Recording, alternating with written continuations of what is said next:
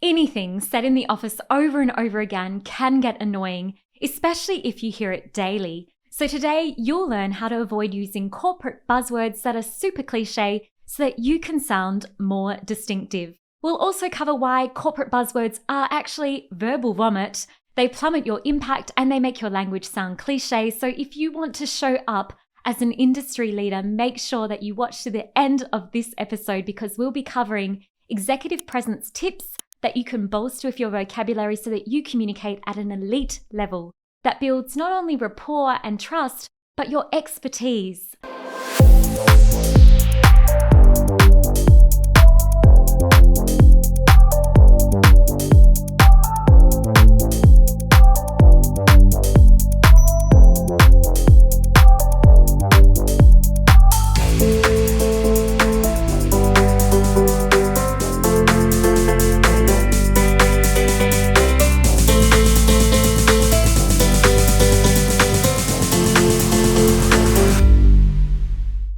Now, before we get into the episode, I would like, for everyone's entertainment, if you could drop your most despised corporate buzzword in the comments below. I think it'll be fun for all of us to read through them.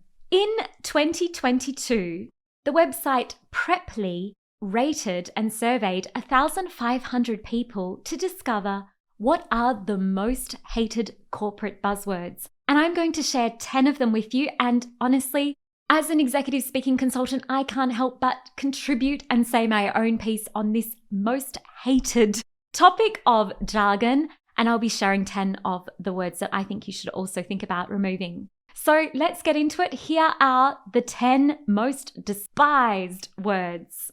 Word number 1 is new normal. Word number 2 is culture, when it's applied in terms of the phrase company culture. We hear lots of people saying, "That's not our company culture." Or, "Our company culture is extraordinary." Once you hear that word, you're probably doubting whether this is an organization you want to engage with or work with. The next one probably tops the list for most people's most hated, and that is circle back. Why not just say, "I'll get in touch"? We also have number 4, which comes in at boots on the ground. Since when do we go to the office and sit with our boots off the ground? Like my legs are, my legs are up in the air at the moment because my boots aren't on the ground. Or give 110%. Another one that most people hate is low hanging fruit. If you're an entrepreneur, watch out for this one. A lot of people in the consulting industry are using this when they're discussing marketing. It's overdone, it's tired. Let's find some new metaphors to keep our listener listening. Next one, it's a win-win. A win-win situation. Everything is a win-win situation. Employees are drowning and overworked in win-win situations. If you want to engage your team and tell them that there's a benefit, why not just state the specific benefit? Don't resort to this kind of jargon-like phrase and tell everyone it's a win-win when actually it's probably just increasing the effort for your team member and not really thinking deeply about what benefit might be in it for them. Better to map out a rapport building phrase that's direct, explicit, and honest to actually prove there is a benefit for both sides rather than defaulting with some kind of jargon word and hoping that you bought them in. The next one is move the needle. We are not sewing. It's 2022. I don't know. I don't even own a needle, let alone a sewing machine. Moving the needle in your business, moving the needle in your marketing, moving the needle in your team culture. It's just so cliche. Let's drop it. Growth hacking. Growth hacking makes me think of growth hormones. It's also so overused. Let's not growth hack. Let's just find a specific, concrete, human and real way to communicate rather than resorting to that one. Wait for it. Think outside the box. Are we in a box? I don't know. I mean, my apartment is square, my office is square, but are we really in a box? Are we going to think outside it? That's pretty cliche. Now, as you can tell, these words trigger me, so I also wanted to keep going. So I've added the top 10 that irritate me. Number 1, learn how to lean in. It just makes me want to lean. Like, should I lean on something? Lean into what? Number 2, for me, this one kills me. Can I get a temperature check? Uh-oh. If you're asking that question in a meeting, that's a strong sign the meeting A, could have been an email, or B, probably shouldn't have happened. It's probably an irrelevant meeting. So if you're getting the vibe that people aren't listening and they're not engaged, don't ask them what their temperature is. There's better ways to say things, and maybe think about cutting and deleting that redundant meeting. Next one that I really don't enjoy is I've got no bandwidth. That makes me think of kind of World War II Morse code. It also is a bit toxic. It's suggesting to your listener that you've got no headspace for them. Sure, you might feel that way, but let's get a bit more socially intelligent. Let's find a way to tune in. Let's find a way to tell them that we're overwhelmed that doesn't resort to using a cliche phrase. It shows lack of effort and lack of action, I should say, with your language and messaging to just resort to a cliche. It's kind of, I've got no bandwidth. It's so unengaged. This one, I am working on deleting myself, reaching out. Very easy to open an email with, I'm just reaching out to check if you saw my email, which leads me to the next one. I'm just checking in, about to fly somewhere in this email, heading to Monte Carlo in the plane via email to check in on where you're at with the project brief. Let's get rid of that one too. Probably this should actually have started the list for me as the most hated, and that is your journey. I'm just talking about my journey, and everyone's on a journey and we're all, that's not my journey. It's really cliche. I'm sorry to be negative, but it's very unfortunate actually in my area of work as an entrepreneur and, product developer for communication services that I have to read research where this used to be a word that had relevance. We read research and we see theories around customer experience and the customer experience journey, but the term is so overused. It's so heavily saturated with opinion-based consulting and life coaching and other areas of usage. Let's keep journeys for an actual mountain trek, or climbing Everest, or getting to the top of Matterhorn, and keep it out of the office. Let's get rid of let's recap. I'm going to remove that in my vlogs. I think sometimes I might go, okay, let's take a recap. Recap what? Let's just state concretely with innovative and interesting words, a summary. The next one I hear so often in the clinical space, and it's definitely a phrase that's used to kind of level up above the listener, especially if the listener isn't from your field of expertise or scope of practice or discipline. And that is from an X, and you insert your job position, perspective.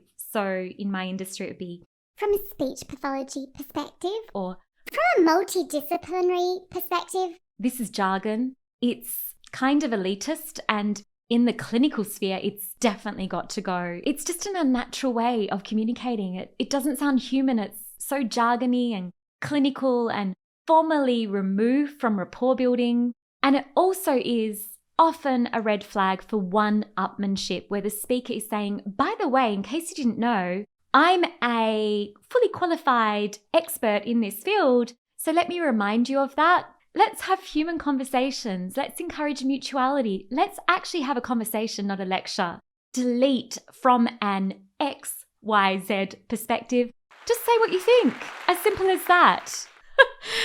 Oh, the next one. I know a lot of people who use this, and seriously, if you're tuning in, I don't mean this with offense, but if you're saying it's what it is, can we take some time to logically think about what that means? It's what it is. It means nothing. It's the most redundant phrase. It's what it is redundant. That's what it is. Get rid of it. The last one is let's unpack this. This is also one that needs to go. I better stop there because I don't want this vlog to be too negative. Let's now consider, why do we actually use corporate buzzwords? How do they happen? And get a bit of an understanding for what's really going on here. So corporate buzzwords tend to arise when a thought leader or someone innovative in the office drops a really cool phrase, and all of a sudden, the culture of the office starts to adopt it. They find it cool, they find it groovy, it's something new, it catches attention. But before you know it, this word starts to emerge everywhere. It gets overused in headlines and marketing and consulting and coaching environments and even in mission statements. And in the end, the word gets so overused that it becomes watered down, that it has no meaning and it really has no hook point for the listener anymore. It starts to get as redundant as words like and the thing is and these kinds of filler phrases. We are heavily influenced by people around us and things that we hear. The mirror neurons in your brain are firing and replicating behaviors and emotions and expressions and assimilating what you hear and what you see. So it's very important to be mindful and to screen the words that you're hearing that are circulating around you. Just because everyone else might be using them doesn't mean that you should. It doesn't mean that it will give you that niche advantage or give you the impact and influence that backs up your expertise. So let's talk about ways in which you can stop using corporate buzzwords. It's really important that you know what to focus on instead. Here are 5 strategies for you. Number 1 is to work actively on your vocabulary. Corporate buzzwords tend to fall into place when we don't have specific concrete words to use to replace them. Strategy number 2 is to monitor what your colleagues, employees, clients, stakeholders are using, even family members, and be very mindful that you don't mirror the bad vocabulary, the neutral repetitive phrases, and cliche jargon that is no doubt circulating and coming into your ear. It's so important to monitor what's around you and focus instead on using plain, concrete English. Plain, clear words build rapport with your listener, especially if your listener comes from a different field or scope of expertise. So you want to focus on talking like a human, not a robot or a textbook. The next strategy is to think about increasing your word variety. Find new ways to say things in a simple way though. Keep it simple as possible, keep it conversational. That will always be a lot more warm and open for anyone who's tuning into what you have to say or anyone who's reading your emails. So work actively at increasing your word variety. Strategy number 5 is key. When you communicate, you may feel all sorts of pressure to demonstrate expertise and credibility. Importantly, strive to be who you are. Work on your vocabulary on the side, but really take care to not one-up yourself or stand out as better than your listener. Meet your listener where they're at. Pitch your message to them, and that can be one of the most effective ways to eliminate jargon, especially when dealing with a client, a team member, an employee, or a customer. So I've mentioned that working on your vocabulary is one of the key areas that can expand the words you have at your disposal. I know a lot of people are really unsure about how to actually build their vocabulary, and there is research and science behind developing your vocabulary as an adult, no matter what is your first language. So I want to share something with you. Stay listening. There's something coming up just for you. Doors have opened to my fast 5-minute-a-day system for expanding your vocabulary. The vocabulary workshop gets you sounding like an industry expert fast. So stop reading the dictionary and worrying about committing to your New Year resolution to read 5 books a month, and instead, learn how to work on your communication for only 5 minutes a day using a system that gets real results for your vocabulary. Head to my website to learn more.